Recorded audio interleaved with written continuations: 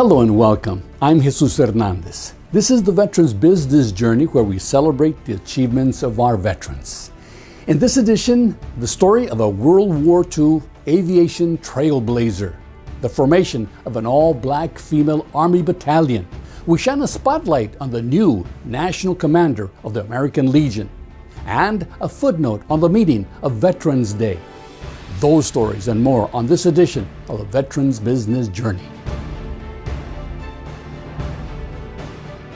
The Veterans Business Journey is made possible in part by the American Legion, Department of Arizona, veterans serving our communities, and Sigma Cut's School of Beauty, the sum of everything beautiful. The Veterans Business Journey would like to take a moment to acknowledge the journey of the women who served our country.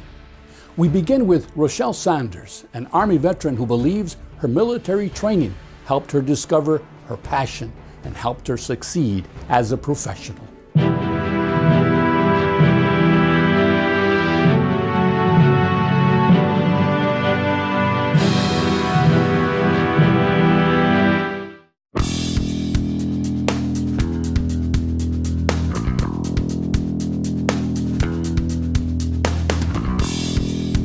Rochelle Sanders followed a family tradition when she joined the Army. She says she was fascinated by her high school ROTC program. I kind of just wanted to support them and be part of it as well. So my grandfather was in the Navy, then my dad was in the Army. My brothers now, like my siblings, have continued on. So it's just been part of our family and what we do.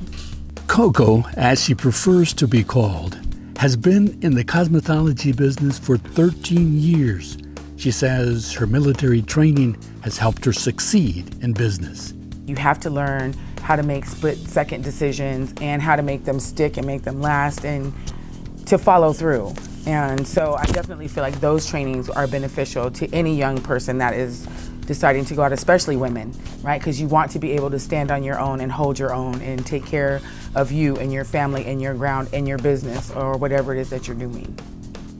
Her journey as a veteran and professional in the beauty industry includes owning a successful salon and being part of Sigma Cut's School of Beauty, where she's teaching the next generation of hairdressers.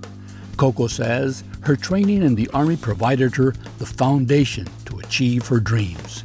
Honor, respect, and dedication is what I choose to bring in, right? I bring this into my craft via, like I picked up these qualities in the military and in my training.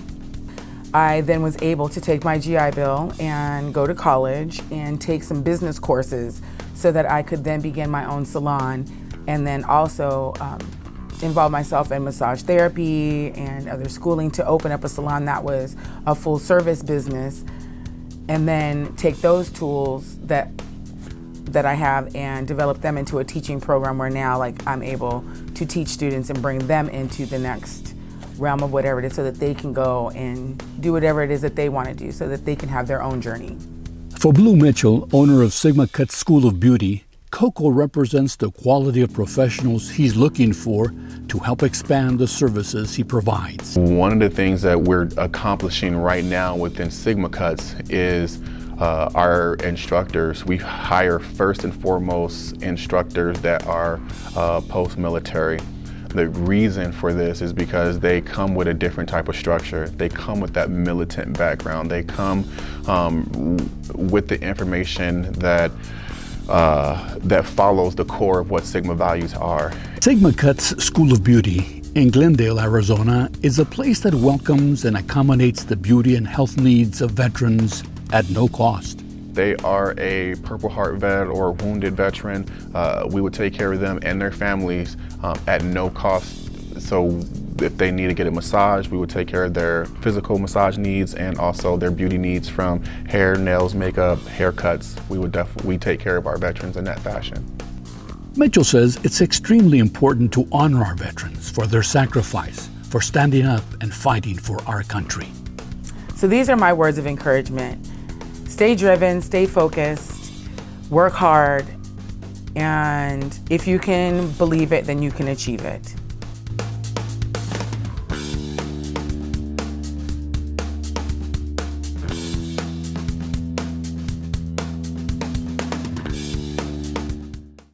During World War II in Europe, there was an all-black American female Army battalion.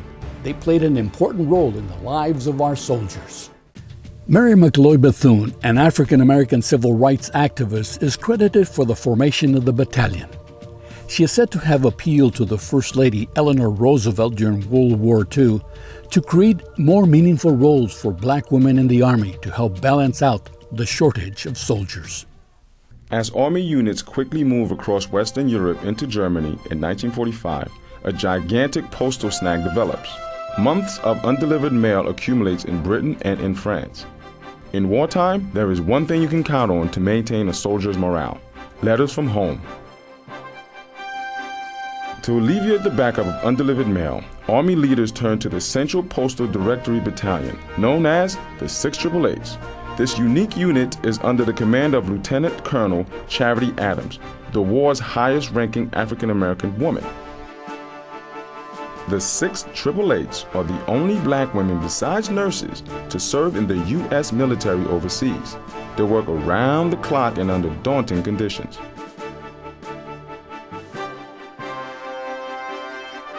Their selfless individual dedication, peerless teamwork, and methodical attention to detail break all records of mail redistribution to frontline troops. For African American women, it is a pride-inspiring, unprecedented opportunity to serve their country. The Veterans Business Journey is where we honor our veterans and celebrate their professional achievements. If you're a veteran and would like to share your story, send us a note. Our email address is vetsbizjourney@gmail.com. Our website is vetsbizjourney.com. We'll be back in a moment. The Veterans Business Journey is made possible in part by the American Legion Department of Arizona, veterans serving our communities, and Sigma Cut's School of Beauty, the sum of everything beautiful. I'm a veteran. We hit a mine in Vietnam. When I came home, I didn't know where to turn. As America's veterans face challenges, DAV is there. My victory's been never giving up hope. My wife is always there to remind me we have a life to live. DAV provides a lifetime of support, helping veterans of every generation get the benefits they've earned. I am a veteran, but after I got out, I spent 2 years alone and homeless. Every year, DAV helps more than 1 million veterans so they can reach victories great and small. My victory was finding the support to get back on my feet. Now I'm getting things right with my family. I finally admitted, with my PTSD, I wasn't doing well. But there's more to be done and more victories to be won. Now I wish I'd found DAV sooner. I am a veteran. My victory is just enjoying each day. Help support more victories for veterans. Go to DAV.org. I wanted to be in the military since I was a kid. I served in the United States Air Force. I served a total of 16 years. I was deployed 13 times. On my second deployment, 4 bombs hit my vehicle.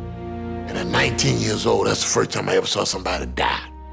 Coming back, I was raging. I started having pretty horrible nightmares. I would wake up in the middle of the night, sweats. I started drinking a lot. I felt worthless. I guess I never recognized it in myself. Eventually, one day I just walked into the VA hospital and said I'd like to see somebody. Don't suffer alone. You gotta find that link with somebody that'll make you let it go. It all starts with going to the VA. There's a whole community of veterans that just want to help you out. It's for the guys who couldn't come back, so you owe it to them to live well, because they're not here with their families.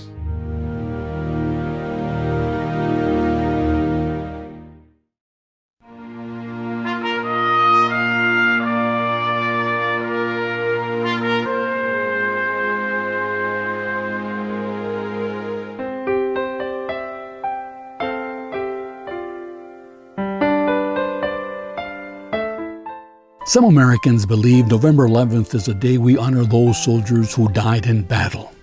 It's not. November 11 is the day we make sure living veterans know we deeply appreciate their courage, their patriotism, and the sacrifices they've made to keep our country free. In the early morning hours of November 11th, 1918, the Allied powers, which included France, Great Britain, the United States, and many others, agreed with Germany to end the fighting during World War I. Later that day, an official armistice or ceasefire was signed.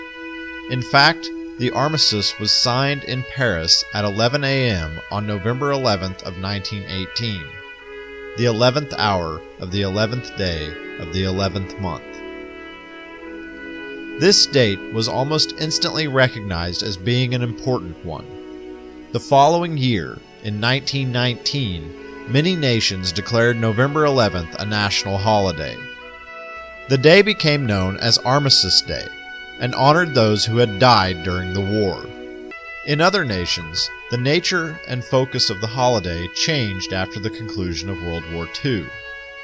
At that point, Great Britain began referring to the day as Remembrance Day. In America, the holiday became Veterans Day. However, in the United States, Veterans Day has grown to recognize all of those who have served their country, whether living or dead, and even honors those still serving. A World War II veteran, Raymond Weeks, was the first to propose the notion of recognizing all veterans on this day. He approached Dwight Eisenhower with the idea, and it was eventually presented as a bill before Congress. Veterans Day was recognized as an official holiday on May 26, 1954. Today, Raymond Weeks is remembered by some as the father of Veterans Day.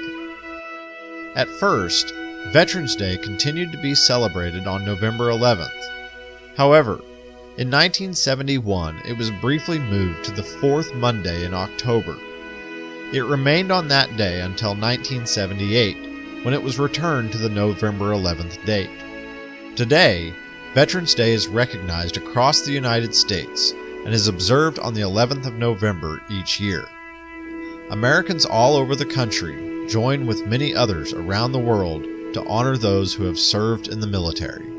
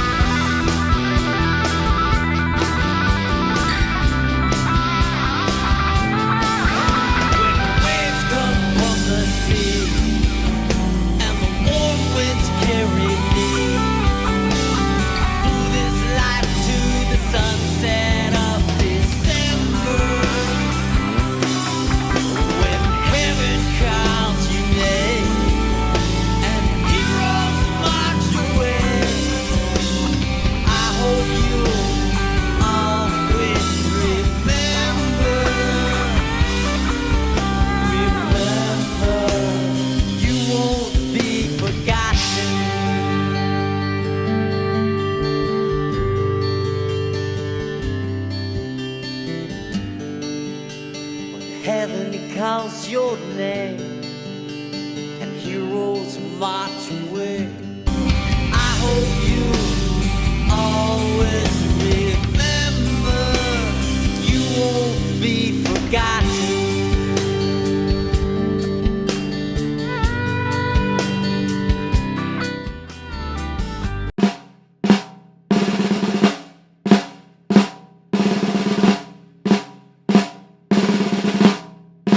To this day, many Vietnam veterans are living with the emotional scars endured when they returned home. No celebration, with Americans demonizing and stereotyping them for taking part in the war. For many Vietnam veterans, adjusting to a civilian society was difficult. The following is the story of a Kentucky base that felt it was time to give these veterans the welcome home they never received. When I landed at the San Francisco airport, I was spit on. I was called a baby killer. Well, it hurt everybody's feelings. People were against the war, so they were against us, basically. And I couldn't never understand that. So I went in the men's room, took off my uniform, threw it in a garbage can, and put on civilian clothes to wear the rest of the way home. And all we were doing is a job that we were asked to do. We don't hold it against American people. I was not one of these guys that wore fatigues or wore t-shirts or anything like that after Vietnam. I just figured that was a chapter in my life that was over.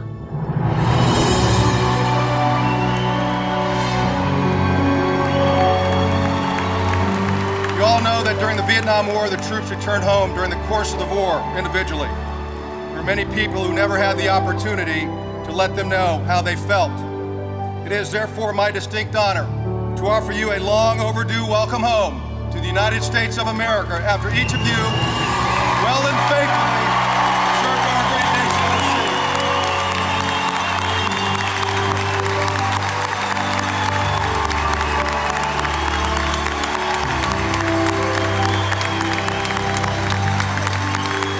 I didn't get it when I got back. I didn't get there. Our troops went through a lot when they came back, and it was undeserved. It truly was. But that's ancient history, and the important thing today is they're being recognized for what they did. They're being welcomed back as patriots and soldiers and men who went and did their duty. And that's what it was all about. It feels good, but it hurts. Because there's a lot of guys that should be here that aren't. I lost a lot of friends. The veterans who were not able to be here, I'm sure that they're watching from up above, but the ones who can't receive the thank yous and the applause, that's what hurts. Today we honor these servants of yours. Fill their hearts with the honor they truly deserve, and give them the recognition fitting of their service and sacrifice. This is a time for celebration and a time for healing. We want each of you to know how much we love you and how we, as modern-day veterans of Iraq and Afghanistan, have not forgot your sacrifice. Ladies and gentlemen, please join me one more time in thanking these great veterans for their service in Vietnam.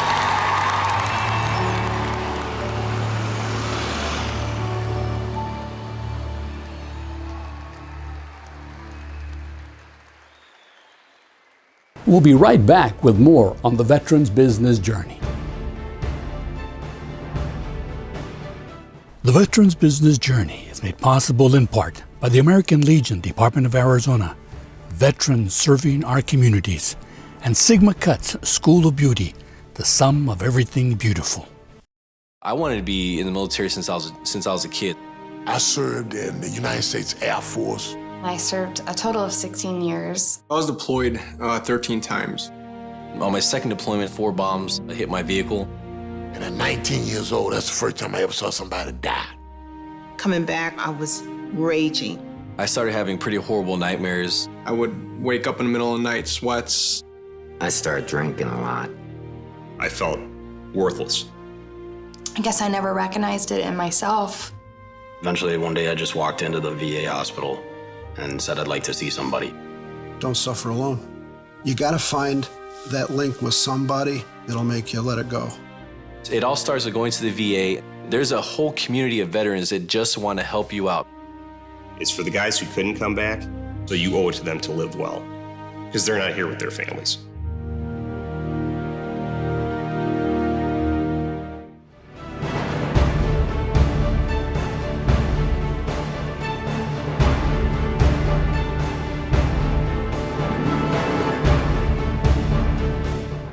The Veterans Business Journey would like to take a moment to shine a light on Brett Reistad. He was recently elected National Commander of the American Legion. His theme is Celebrating Our Legacy, with a special emphasis on the Legion's centennial celebration.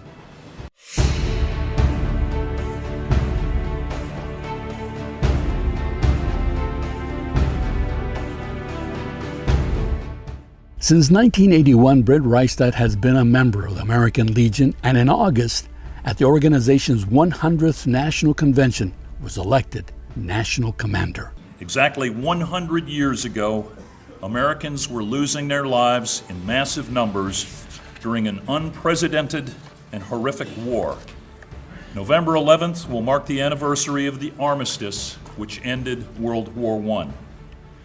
I am proud that delegates to our convention in Minneapolis passed Resolution 107, which encourages communities and houses of worship to toll their bells at 11 a.m. on November 11th. Brett has dedicated 36 years of active service to the American Legion and its programs. While we were debating the future Supreme Court, exercising the right to assemble and protest via rule of law, an American soldier protecting that right was killed in Afghanistan by an IED. His name was Specialist James A. Slape from Morehead City, North Carolina. He was 23 years old, unquote. This is the core of why we exist, to advocate for heroes like Specialist Slape and the grieving families that they leave behind. We exist not just to support families of the fallen, but Blue Star families and our American Legion family as well. And we offer support in all kinds of situations. As the National Commander, he looks forward to the opportunity of leading the largest wartime veteran service organization in the country. We're still a very powerful force, but our membership numbers are not nearly as high as they should be. As of last Friday, we had 63,528 fewer members than the same time last year. This is our last meeting before we officially turn 100 years old. So if we wish to finally turn a corner on membership, now is the time to do it. If we want people to remain in our organization, we have to make them feel like they're valued parts of our organization. And nothing is more important than a relationship that they have with their local post. The American Legion is comprised of more than 2 million members with 13,000 plus posts located throughout the world. I talked about the core of why we exist, but what mission could be nobler than keeping veterans alive? The VA recently estimated that there are still 20 veterans a day who commit suicide. That's every day, and from every modern war era. Of these 20 veterans a day, 14 have not sought treatment through the VA. We need to absolutely ensure that veterans who are depressed get some help long before thoughts of suicide take over. Recent VA statistics also reveal that more than 1 million veterans are currently diagnosed with PTSD. Do you think there's a connection? We can be that friendly ear that these veterans need to talk to. We can be their comrades, their mentors, their friends. And we need a strong VA to help us on the professional and medical side of the equation. Preventing suicides, treating PTSD, traumatic brain injuries, burns, prosthetics, Agent Orange related cancers, hepatitis C, I can go on and on listing reasons why a strong VA health system is so essential. Not all of us are combat veterans, but we all know what it's like to serve during a time of war. While each military experience is unique, we have far more in common than anything that sets us apart. We must also remember that the current generation of veterans grew up in a different world than we did. They communicate differently. Many have used social media for their entire adult lives. We should never change our core values, but we should be open to new approaches, fresh perspectives, and maybe even a better way of conducting business.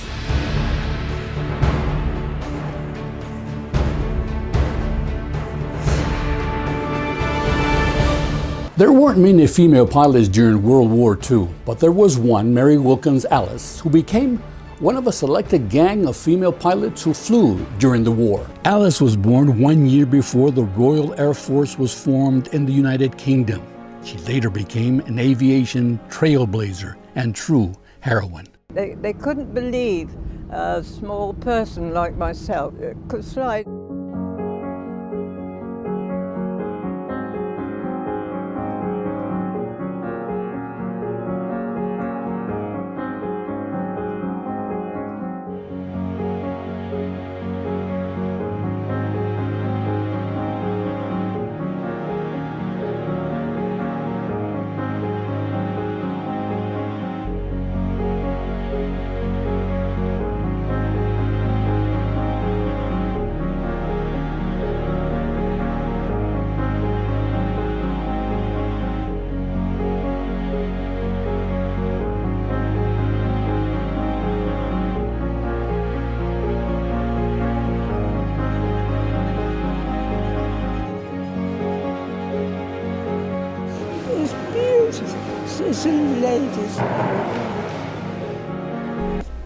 By her own estimations, Alice flew 70 different types of aircraft, around 1,000 airplanes altogether, during World War II, including the legendary Spitfire, her favorite. Mary Wilkins Alice, a remarkable aviation pioneer, recently passed away at the age of 101. The Veterans Business Journey is where we honor our veterans and celebrate their professional achievements. If you're a veteran and would like to share your story, send us a note. Our email address is vetsbizjourney@gmail.com. Our website is vetsbizjourney.com. Thanks for joining us. I'm Jesus Hernandez, a Vietnam veteran, and this is the Veterans Business Journey.